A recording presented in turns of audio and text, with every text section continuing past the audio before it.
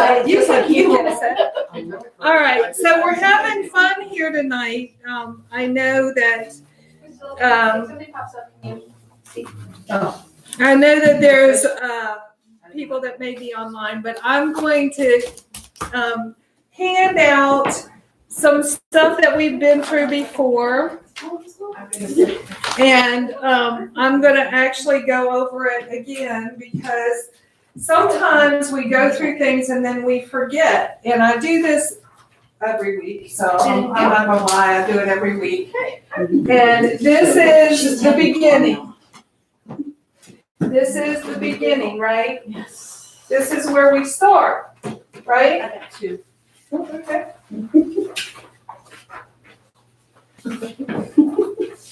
You have two?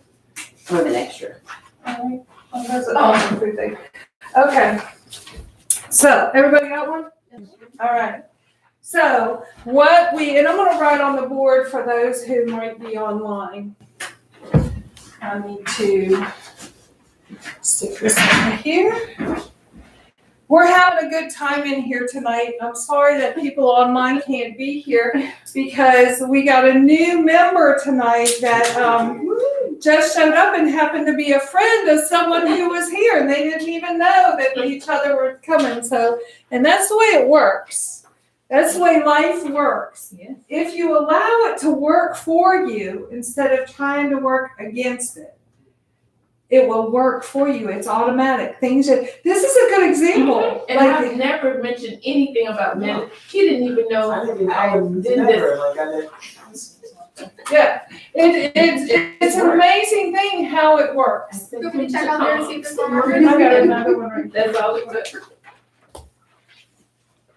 So one of our members here comes every week, and she turned this other person that came tonight onto a Thai restaurant. I know y'all know the name of the Thai restaurant, Sathon Parathai.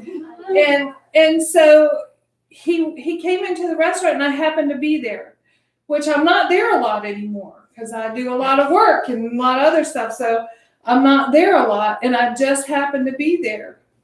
We talked about real estate.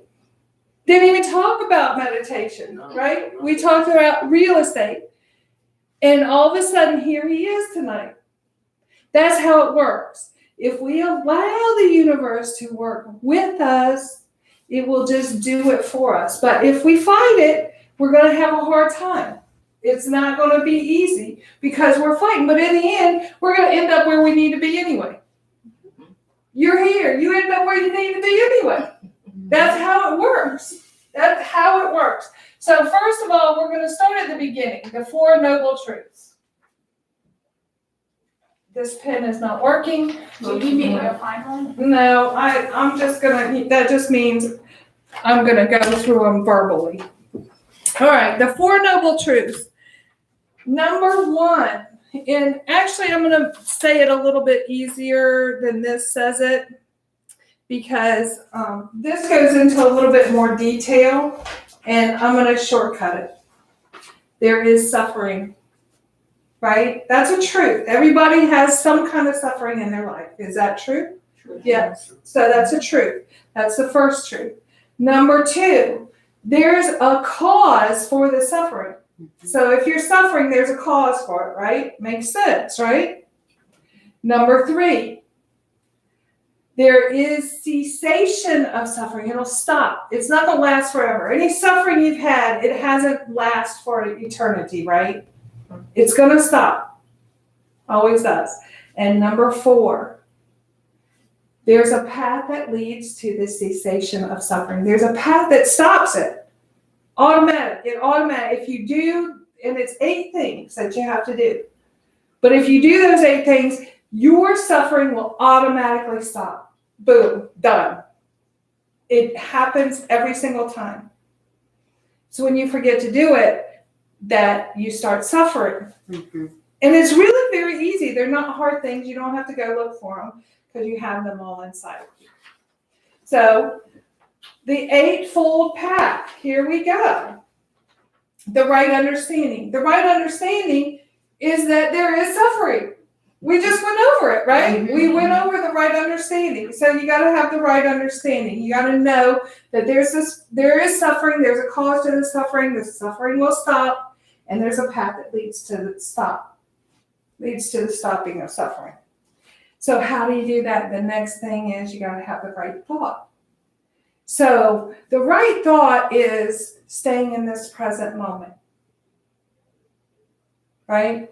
If we go back into the past or to the future, it's going to make us suffer. It's going to make us suffer because if we're going in the past, it's about something that we didn't do right or we wish we hadn't done or whatever.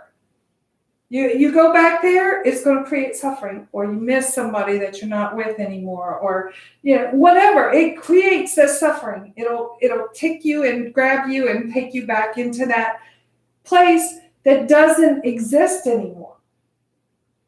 Now, that sometimes is hard for people to grasp, right? That the past doesn't exist. But where is it? Right. It's nowhere. You can't touch it. You can't see it. It's not here. It's gone. So there's nothing you can do about it. You can't change it. You can't bring it here and make it any different than what it was. It is what it is. So you have to just be here. If you go into the future, you're thinking about something that's not here. It doesn't exist. Most of the time when we think about the future, we don't even know. Like, it's not going to happen. We think of things, we get all upset and worried, and then it doesn't even happen. We've all of a sudden got all this stuff in our brain thinking this is going to happen, and we get there and no, it's all good. It didn't happen at all. It was just a story we were telling ourselves. So the next thing is the right speech. Don't tell yourself those stories. Don't tell yourself those stories. Have the right speech. Bring yourself back here. Speak truth to yourself. How do you speak truth? Well, you're in this present moment. Where am I? I'm here. I'm in meditation class. Nothing else is going on in my life, in my world, right? Except for this right here. What else is going on? Nothing. We have no idea what's out there because we're here in this moment in time. And when you stay here in this present moment, there is no suffering. Okay, the right action. The right action is loving kindness, right? To who? To yourself. To yourself first. You got to take care of yourself first. You have to be kind to yourself. Don't talk bad to yourself. Be sweet and kind to yourself. Or you're going to suffer, right? I mean, when we talk bad to ourselves, we're suffering inside. It doesn't feel good to talk bad. All right, the right livelihood. And so this can be your job, but it can also be just the way you are. Being kind and loving inside. Being kind, generating that out. Like, my livelihood is not my real estate profession. You see? We think it is. We think, our livelihood is what we do for a living. But it's not that at all, really. What's that going to do? Bring some money. Money comes and goes. Then what? Eventually, you're not going to have that job. You'll have a different job, or you won't have any job. You'll retire, whatever. But you have to have the right livelihood inside of yourself. The right thinking, the right speech, create that so that you're flowing with the universe instead of against it. The right effort. See, I said earlier, Russ made an effort to get here. See, it was an effort. He brought my phone number so he could call me when he didn't know where he was, right? And he was right here. But that you do the right effort and your things just automatically come together. Mindfulness. Mindfulness is being in this present, not anywhere else. Knowing what you're doing, what you're saying inside your own mind. Because a lot of times we don't know what we're saying to ourselves. It's chattering away, and all of a sudden you're like, wait, where am I? I missed my turn. You know, what happened? Wait, I forgot. I needed to get this at the grocery store because you were in your own mind and you didn't even know where you were, right? So if you pay attention, if you're mindful of what you're speaking inside your mind, you will start to change your life. And the right concentration. This means concentrating on what is here in this present moment. It all means the same thing. I'm telling you 8 different things, but it's basically the same thing. All 8 things are just said in a different way. How easy can that be? It's pretty easy. But it seems hard. Because all our life we've done the opposite. We've let our mind go down memory lane, or let our mind go and worry about what's going to happen tomorrow, or 5 years from now. We've just gone, and we're not anywhere in the present moment. But the more you're in this present moment, the more peace you have, the more calm you have. It just begins to just and flow and flow. And then you don't have to worry anymore. There's no worries in this present moment. Not at all. The monks used to, laugh at us because when we come in, they'd go, "How you doing today?" Right? They would ask us that, "How you doing today?" "Oh, not too good." "Oh, good. They'd get happy. If someone was suffering, they'd be happy because they don't suffer and they wanted to grow. So they figure if somebody else was suffering, they could grow off of their suffering, right? Because when you're suffering, you're growing. If you recognize you're suffering, you're really growing, right? Growth is happening. And I'm not saying, oh, suffer, it's a good thing. Well, it's not so good for you. Maybe it's good for somebody that's never suffered or that somebody that's looking on. But it's not good for you because it can take you down paths that really most of the time you don't want to be. That's the truth. And everybody here, including myself, has been down that path of suffering, has taken the hard road, has tried it out. And obviously we didn't like it because we wouldn't be here if we liked it, right? So the Eightfold Path is the path that you go on to get to non-suffering.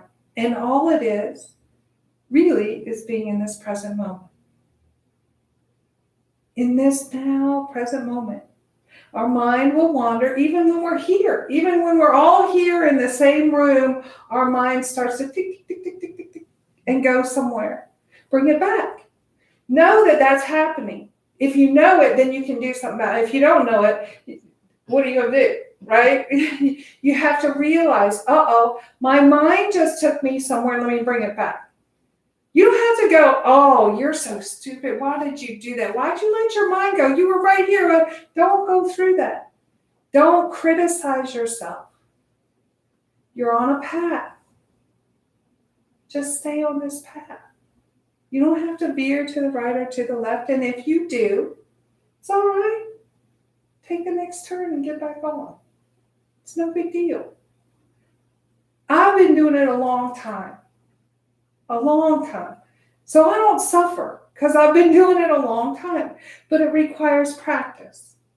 I didn't just one day get up and go, "Okay, I'm not going to suffer anymore, and here we go." No. I had to practice at it every single day. And I'll ask y'all, have you done your practice? And this is what I hear almost every time. Well, I'm doing some, right? Some is none. This is a twist on being able to, I did chanting this morning, right? Or, I did number 1 on the Eightfold Path. You have to do it all. It's a journey for you. And I know it's difficult to do it consistently because your mind is so used to being over here. or over there or talking bad to yourself. Your mind is used to that, but you are not your mind. And that's another hard concept for people to get. You are not your mind. This thing will chatter, you won't even know what it's saying. And if it's you, how come it knows something you don't, right? How can it be chattering away and you don't even know what it's doing? And then all of a sudden you're like, wait, what was I thinking? And you've said that before in your lifetime, I'm sure of it. What was I thinking? Because you didn't know what you were thinking, right? This is not you. This is you. Live in this. The Thais, the monks, they call this your mind. When they talk about their mind, they point to their chest. Because they're in this, right? They're walking that path. They know where their mind is. It ain't here. It's not chitter chattering over here. Well, some of them it was, but you know, and they tell you too, oh yeah, you know, I'm in lust. I'm like, okay, you need to work on that one, right? That's all right. That's something you gotta work, because they're human. Just like us, they're human. But there were some that are walking that path on a steady, steady pace. Some of them walk like this.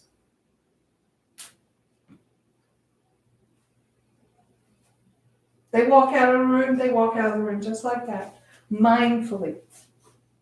They're not in a hurry. What's your hurry? Where are you going? Right? Everybody's in a hurry, gotta get there. I'm driving down the road, and y'all know I do not like to drive. But I'm driving down the road, and you hear, where are you going? 2 seconds later, you're at the same stoplight next to each other. Hey. Right? I mean, that's truth. They didn't get anywhere. They just got angry, frustrated. It didn't help anything. They didn't go any faster, you know? Yeah, that's Kathy's reminder. Her phone is a dome. So, you know what? I'm going to help some people out here. Let's move that water over here. Oh, all right.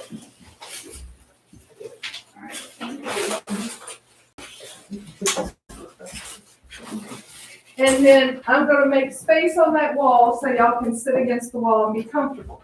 Because when you're not comfortable, your mind is not here. It's in the pain of your body. And if you don't know how to get out of that, then you're constantly thinking about the pain in your body.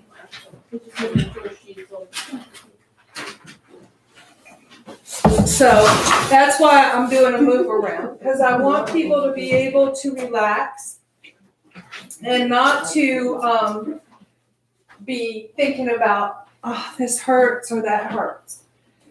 Later, I'm going to teach y'all how to sit, and even when the pain comes, be able to get rid of it without getting up.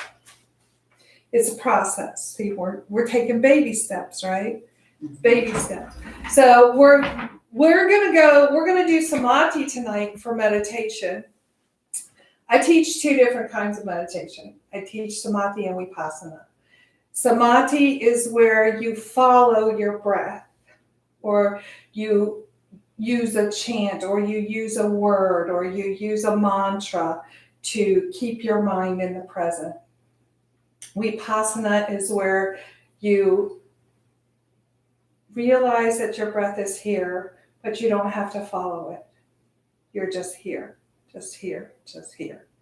So it's a difference. And when you're doing samadhi is good to learn in the beginning, because then you can follow something and you can take your mind and you can keep it going. You can use whatever you want to, and it'll keep it. And you follow it all the way down and all the way up. But with vipassana, it's a little bit more detailed. You got to go into some other stuff, and you have to learn samadhi really before you learn vipassana. It's a stepping stone. So we'll do samadhi tonight, and and I have to keep track of time because sometimes I get rolling on teaching and then we get overtime and then we do a meditation anyway, but it's overtime. So with this, the key, what's the key that unlocks suffering? Yes, the present moment, being here in this present moment. How do we do that? How do we do that? We're mindful of where we are. Yes, but there's a path that leads to it. So I'm going to say, let's do it in this one. Let's see. I've got 3 different versions because sometimes, one version doesn't do it. So we got to do another version and another version until everybody understands the same thing, right? Because some people don't understand it when it's said like we just read it, right? A little harder to understand. So now we're going to read another one. I'm going to go through the 4 Noble Truths again, but I'm going to get my glasses so I can actually see this the way it's written. Maybe. I gave James a pair of my glasses, and I've got to find the other pair. I'm pretty sure I have them in here. I have them in here somewhere. Here we go. I got them. Yeah, there's many. There's many. There's many in there. I give them away. I gave some to James today. I let Tom use them. Okay. The 4 Noble Truths. Life by its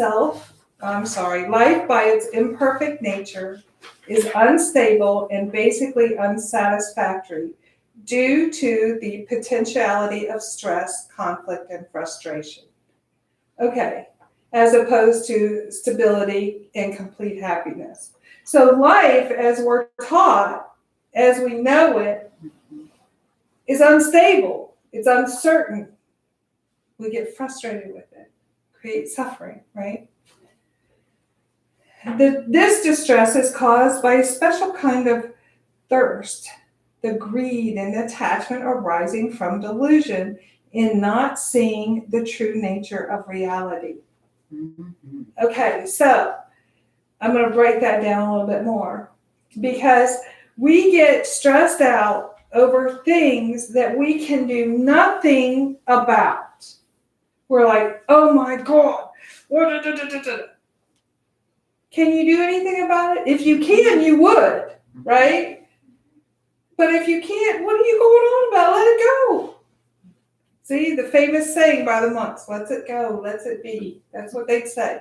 They speak a little bit of English, so let it go, let it be is their way of saying, let it go. Okay. So, number 3, this condition of conflict and pain can cease with release from greed and neurotic clinging. So we become attached to everything. Everything. Our car, what we ate. Oh, I got some olives to try tonight, right? Kathy's attached to those olives. Russell did not try them. So, do you like olives? Are you scared? I just eat.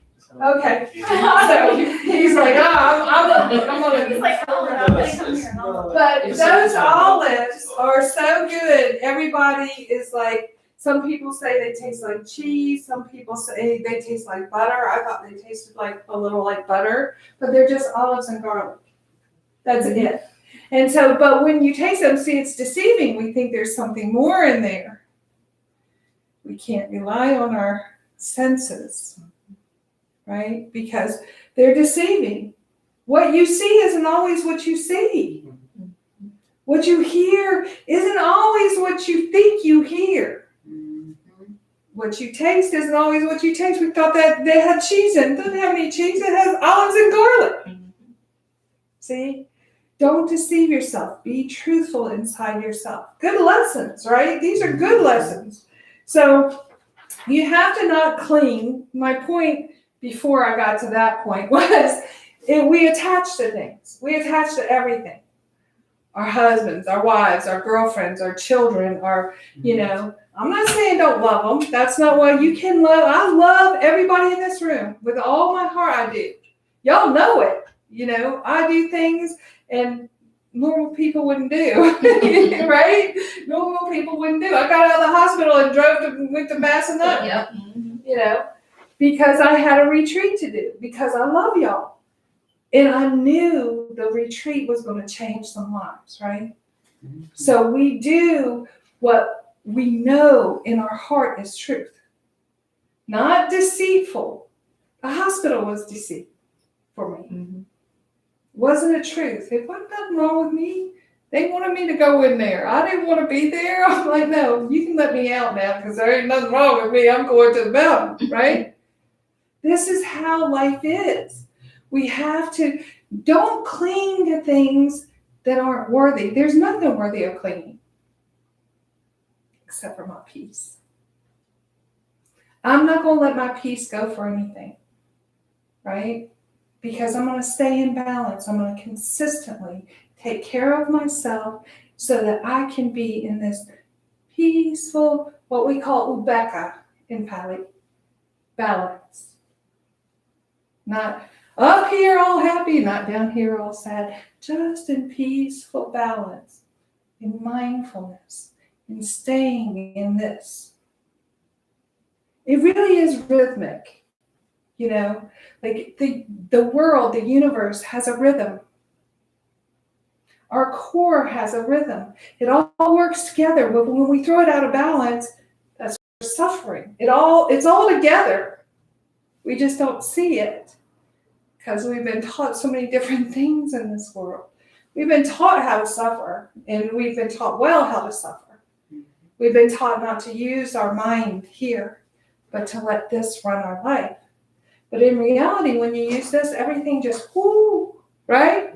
We witnessed it tonight. It was so beautiful, right? People in shock, but people happy shock. That's how the universe works. That's how it happens. When you're in this present moment and you're just doing you. You're doing you in this present moment. Don't go over here and try to help somebody else. And that sounds bad, right? Don't help somebody else. But what I'm saying is do you first. Because you cannot help somebody else when you're all crazy. You can't help somebody. You're all crazy. You're going to help them get crazier. Right? That's what happens. So if you stay here in this rhythm, you won't have to help anybody because they'll be witnessing you. And when they witness you performing just steady, being in this present mindfulness moment, they're going to be like, oh, let me follow their lead. You won't have to speak it.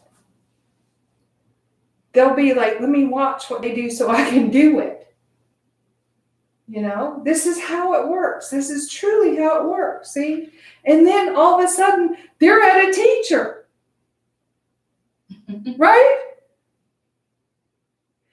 It's not hard. It's really, really not hard. We try to make it hard on ourselves. We try to make it hard because this has always been in control. Not this. We don't even know what this is, most of us, because we've forgotten. We knew when we were little. We knew it. But then we got taught how to suffer and how you're not good enough and how to grab onto things and hang on. You got to have the best car, the best home, the best, everything's got to be money, money, money, money. Not a truth. Not a truth. And when you realize that, really it's freedom. You free yourself from it. It becomes something that you go, oh yeah, I used to be like that. But I'm not like that anymore because now I don't have to suffer over it. Right? All right. And then freedom from this stress, frustration, pain cycle is realized by investigating, testing, and practicing the Eightfold Path. There it is again. All right. The right understanding the right intention, the right speech, the right action, the right livelihood, the right effort, mindfulness, and concentration. So, I'm going to break these down a little bit more. I can read this. The right view, which is the right understanding. All right. Encompasses observations that lead us away from delusion and wrong view. It is the wisdom that truly comprehends cause and effect. Here we are, cause and effect. If I think about that, I know it makes me sad. Cause and effect, right? Every single thing that we do in our life creates something. Everything, no matter what you do. You pick up this water, you drink it, it's going to quench your thirst. Everything we do creates something, and we may not even know what it's creating, right? But it creates something. So the mindfulness teaches you how to know what you're creating before you create it. Teaches you to know, oh, if I think that thought right there, it's going to bring me to suffering, and I don't want to do that anymore, right? This is the right view or the right understanding. Telling yourself, okay, that thought, last time I had it, because the thoughts you have are over and over again. They're not new ones. You've had them many times in your lifetime, right? What you tell yourself isn't something new that you've just discovered in yourself, unless it's something that you're learning, right? If you go back in the past or in the future and you start suffering, it's something that you've already said to yourself probably many times. So you're familiar. Be familiar. Know what it is. Because then you can say, I know what that causes. See, this is the right understanding, the right view. It teaches you that, okay, if I do this, this is going to happen. If I think this is going to happen. This is true mindfulness. Knowing what your thoughts are creating inside of you. It's not an outside creation most of the time. It's inside. It's happening inside of you. And you're creating it. And you're, and I say to somebody, okay, you're creating it. Do you like it? Do you want to be there? Is that what you want? Because you've been there before, right? I say it to all y'all, right? You've been there before. Did you like it? Well, why are you going back? It's not a place that you need to be. You can say, no, I don't want to be there. I'm going to be here. Right here in this. And you don't have to think about, what is it? How did it happen? Why am I here again? Why did I think about that again? See, then you're just into thinking. And you've attached to that thought and you're in suffering. You've already attached it. Like as soon as you go, well, why did I do that? Blah, blah, blah. Then you're already attached and you're going down the road of suffering. But the minute you start to have that thought, the second you start to have that thought, no matter what it is, the second that thought starts in your mind, you have to recognize, oh, that's a thought I've had before that created suffering inside of me, and I don't want it anymore. That's what the right view, the right understanding is. Does everybody get that? Mm-hmm. Everybody understand it? So y'all are going to do that like from here on out? Good. That's good. Okay. Right intention. They have these named a little different on this sheet, so I'm going to try. So I think that might be thought, maybe. All right. The right thought is also known as right determination, right? The page is a little blurry. Right awareness, right intention. There we go. All right. Eliminate the 3 poisons of greed, anger, and ignorance by keeping your thoughts in accord with right Dhamma at every moment. The three poisons of greed, anger, and ignorance binds us and keeps us from seeing the way. When our thoughts are in accord with the right Dhamma at every moment, we can eliminate the three poisons and grow closer. All right, so here, three poisons: greed, anger, and ignorance. Okay, greed, we know what that is. It's not just about money. It can be, I want what they got, I want to be like that person, right? That's greed. That's like I, right? And then anger, that's a biggie for a lot of people. Not necessarily anger towards someone else, but with yourself.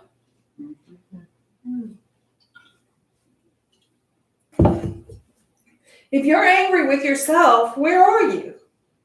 You're not having the right thoughts. You're not having the right intention because you're like beating yourself up.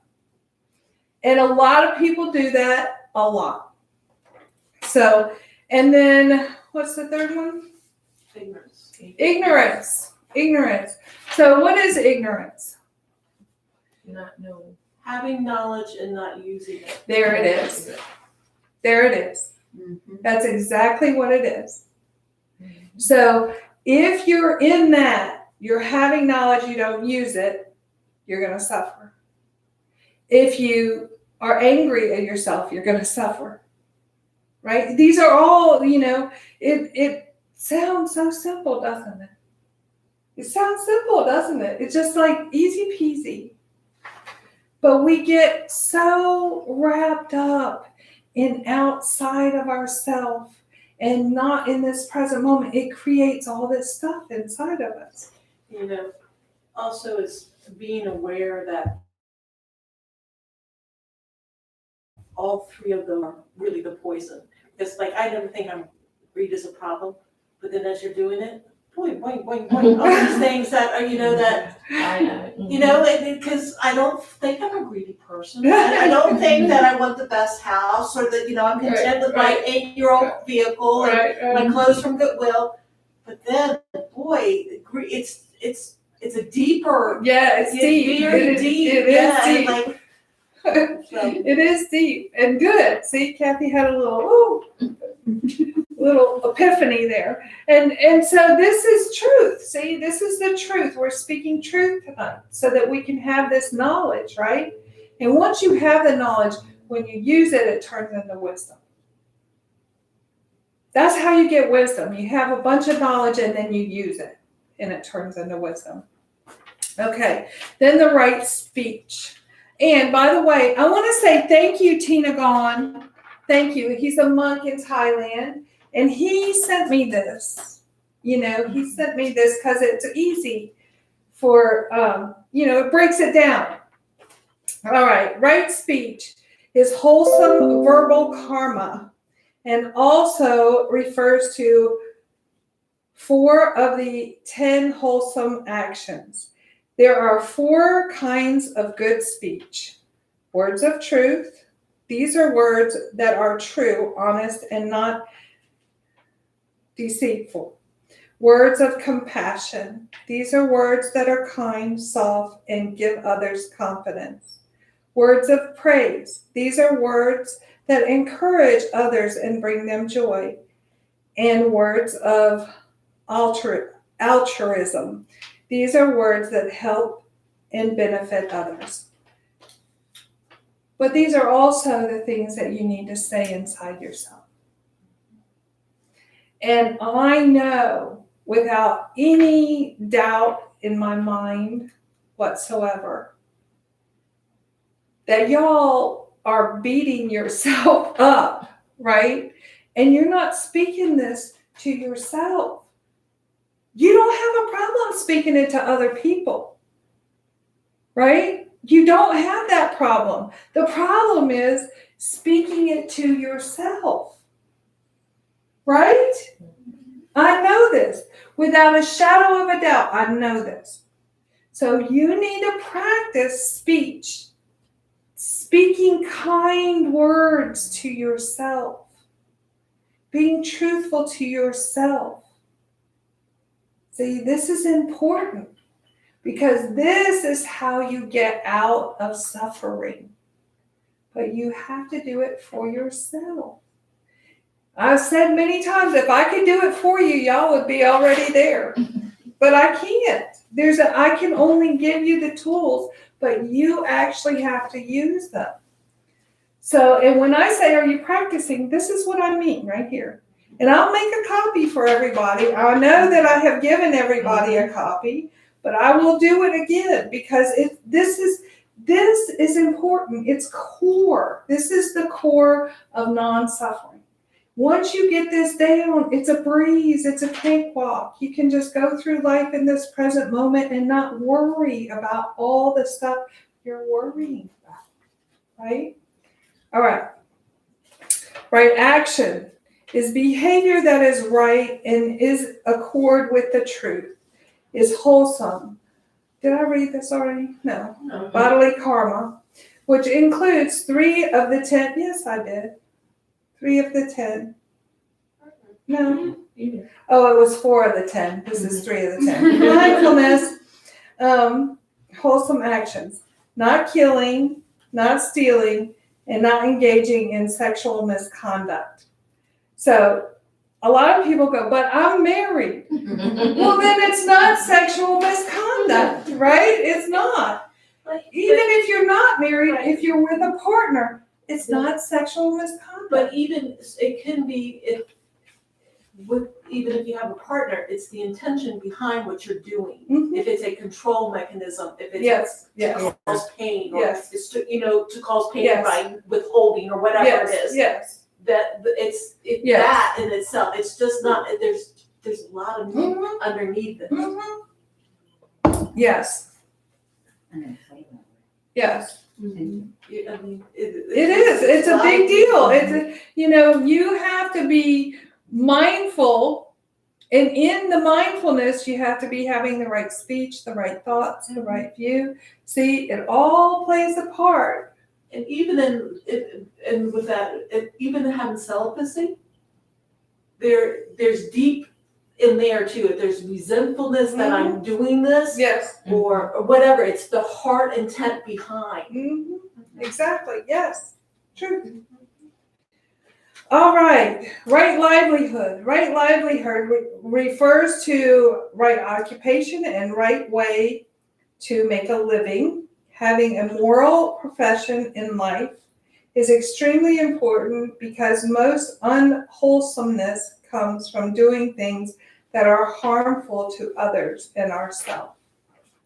So if you're harming somebody with the work you're doing, or even if it's not your occupation, there's an issue and you need to back down and stop, because that is going to come back. What you put out comes back. And I see it over and over and over again. And even with that is my intention with what I'm doing with a piece of, like say I write a paper, right? Mm-hmm. Is it to prove myself? Is it to, what is my heart again? I mean, this is what it's speaking to me. Okay, Kathy, you have a good job or whatever it is. But within that job, What is your what is intention? my intention with that? Is my livelihood, which is really Inside you. Inside me, the Yes. the breath, the depth of Yes. that. What is my intent? I'm using that with. Yes. Yes. I mean, these are really speaking to me today. I mean, Yeah. That's really why. cut me to the core. Get the girl. Kathy came in tonight. She said, "I'm doing good." She's I like, did, but it's feeding me because it Yes. really is showing. yes. And that's why, every week or every other week or every so often I'll go, okay, we're going back to the root again, because we get sidetracked and we forget. And so I'm here to remind you. Or our eyes are opened a little Yeah, that's what differently. you grow Yeah. a little The more. perspective has changed. Yes. Yeah, I think I get something Yeah. new every time Yes. I go over it. Yes. Even tonight, I'm like, oh yeah, Okay, I see that. I didn't see Yes. that before. All right. Yes, and I'm going to tell you, when I was in Thailand, I read this book called The Buddha Dharma, and it was about that thing, literally, wasn't it? And it was a lot to read. Okay, like the monks would say, "Oh, you finish that, girl, you'll have your PhD." You know, but I read that entire book, and all I got was this. It said it in many different ways. It gave you stories about how this works. But it all comes down to the Eightfold Path. Sitting in the classroom, I leaned over and I said, it's the Eightfold Path. That's all it is. It's very simple, you know, and that is the truth. I'm not kidding. I'm not, you know, this is, if you do this daily, every day, all day long, you're mindful about all this stuff, your thoughts, your actions, your speech, you know, knowing what you're saying, what's it doing, what's your intention, knowing this all day long. You got to pay attention a little bit and get out of here and into here. That's what makes it, that's why people think it's hard, because they've spent their life here and letting this control, blah, blah, blah, blah, blah, blah, blah. It's running 60,000 thoughts a day. This is true. 60,000 thoughts a day you have. Can you name them all? You have no idea what you're thinking half the time, right? This is true. People, what are you thinking? I don't know. What do you mean you don't know?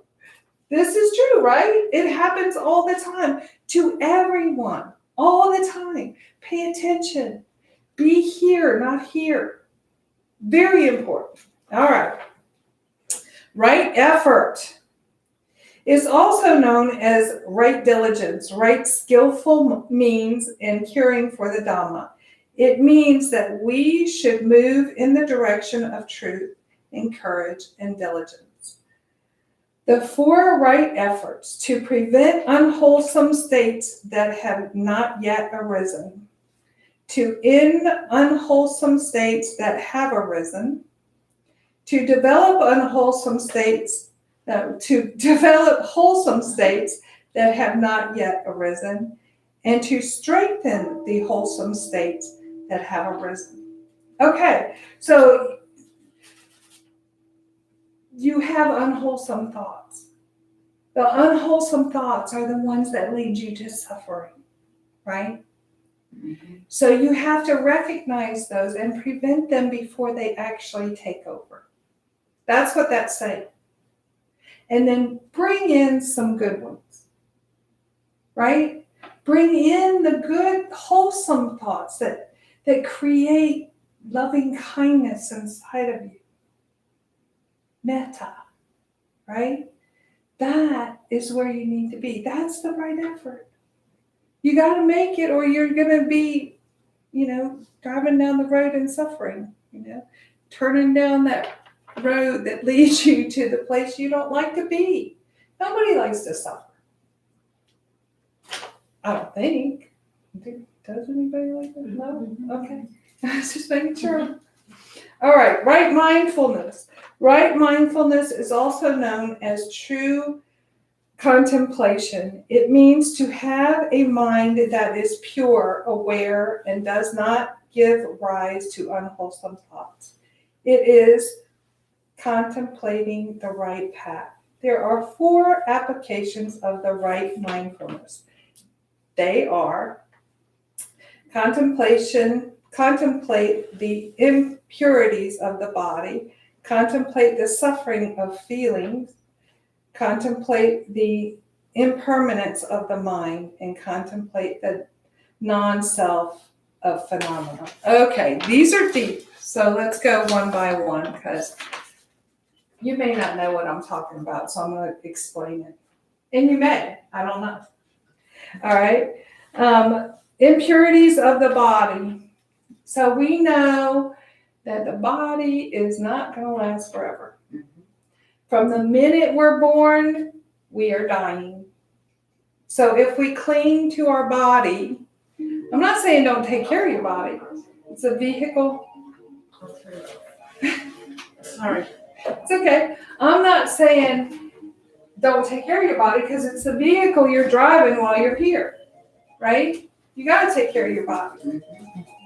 But you don't have to be attached to it, because one day it's not going to be here anymore.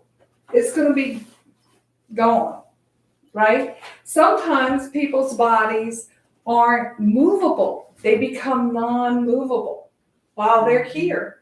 If you're attached to your body and all of a sudden, Christopher Reeves, right, had an accident, couldn't move. He was still in his body, but his body wasn't serving him, right? If he was non-attached. He started doing things for others. He started working hard to figure out how to fix things and do. So, if he had been attached, he would be in suffering every single day of his life. So we have to, no matter what it is, if you're attached to it, you're going to suffer one day, because nothing ever lasts forever. That's a truth. Let's see. Contemplate the suffering of feelings.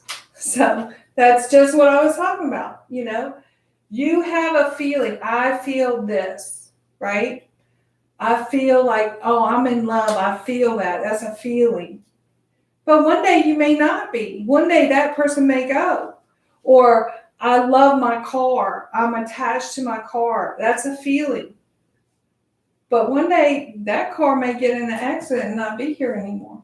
Anything you're attached to, except for your mind in here, will go. That's just the world. That's the way the world is. That's the way it works. All right. Impermanence. Well, that's just what I spoke. And contemplation of non-self. Okay. So this is always a hard one for everybody to get, because they're like, I am self. But you're not your body. You're not your mind.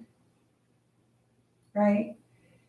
And when you attach to this, when you attach to that, it's going to create suffering.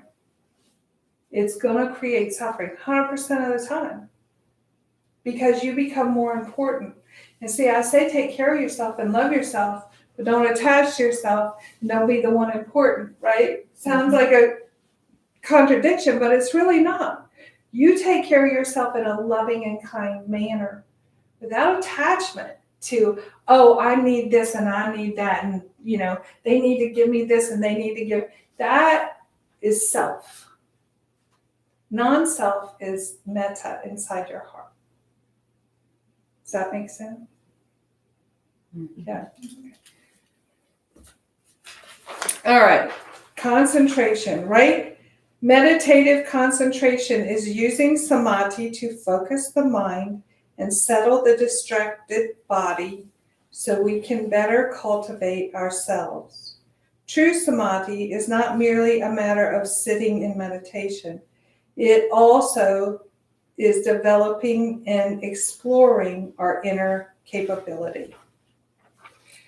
So there's a lot of things with samadhi that can occur. Like you can, I don't want to say them, because then people will become attached to what they want to get out of it. And really, the main goal of samadhi is to have peace, is to balance yourself, right? So I'm going to go over those 5 things that Master Bhumni taught me, right? Satyatam, truth inside yourself. Metta, loving kindness inside yourself. Khanti, patience for yourself. Vidyatam is effort for yourself. See, he told me these things, right? Ubbeka, balance. Not being here, but being in this balanced space of bliss and peace. There's nothing better in the world than that. And he knew it when he taught me that, right? He knew it. I had no clue what he was saying. And he said it fast. Write it down. Can you say it again? Because I don't know what you just said, But the truth is, our hearts know this. That's the truth. We've known it our entire life. We forgot it. That's the truth. So we're reminding ourselves. This is why we have to practice it. Because we have to remind ourselves over and over and over again. Because we've been in this chaos our entire life, right? Our entire life we've been in this fight with ourselves. We're fighting ourselves. You can stop now and just be at peace. It's a beautiful place to be. So speaking of that, we're going to go ahead because we got about 10 minutes. I'm doing good on the time. So we're going to do a meditation. And I don't know. I might have to use the chair so they can see me. You want me to angle it down further or? I don't know if it'll go down that far. It's okay. I'll just use this right here. And so I'm gonna tell y'all how to get into it, and then I'm going to speak some Pali, and then I'm gonna do the Pato. Okay? So sit with your legs crossed. Your left hand is on the bottom, your right hand is on the top. You can put your thumbs together like this, or you can put them down on this finger like this, whichever way is more comfortable, okay? And then I want you to take a breath in and follow your breath down into your lungs and then follow it back out again. Take another deep breath and bring it in down through your lungs, follow it down, and bring it back out again. And one more time, bring your breath in, follow it down, and back out again. And you can just keep doing that. And I'm going to do a chant. Namo tassa bhagavato arahato samma sambuddhassa. Namo tassa bhagavato arahato samma sambuddhassa. Namo tassa bhagavato arahato samma sambuddhassa. Sa ke game charupe karisi karatate chandari ke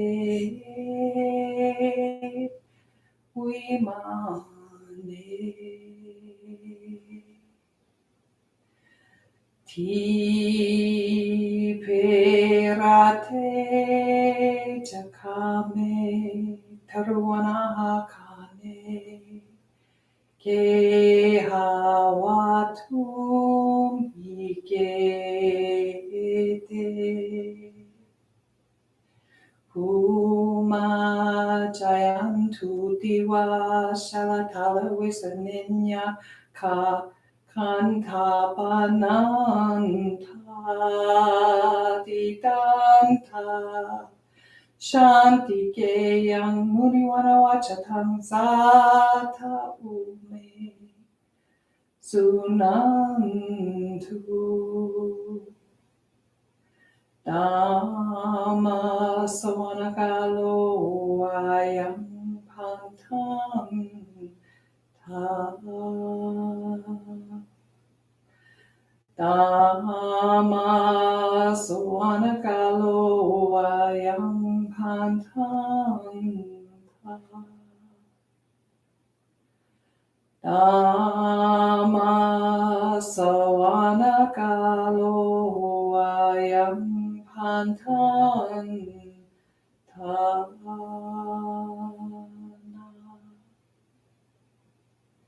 If your mind wanders, just bring it back. Bring it back to your breath. Breathe in through your nose, follow your breath all the way down, and breathe out through your nose, following your breath the whole time. Your mind may wander, but just bring it back to your breath.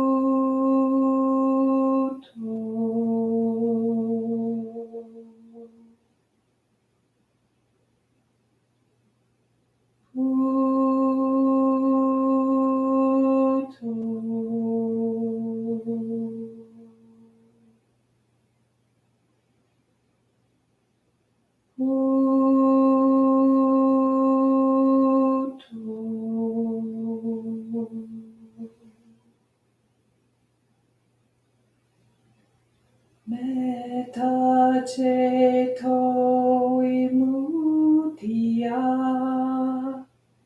karuna ceto vimuttaya,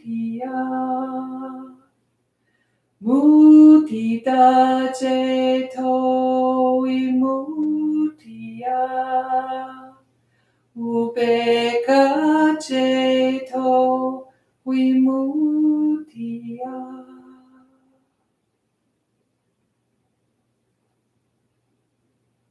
Take a deep breath in, let it out. Another one in, let it out. And one more time. Breath in and out. Come back to this present moment in time. How is everyone? Good? Good? Okay. Questions? Concerns? No? You all in your happy place? You, Becca? Balance, peace, calm. Yeah? Hannah? You good? You good? Russell? Vanessa? Abby? Michelle? Donna? Yes. All right. Woo woo. Okay, so I hope everyone out there in Never Never Land enjoyed, and hopefully you are in peace and Upekkha, and may you be blessed. May you have peace and metta in your heart.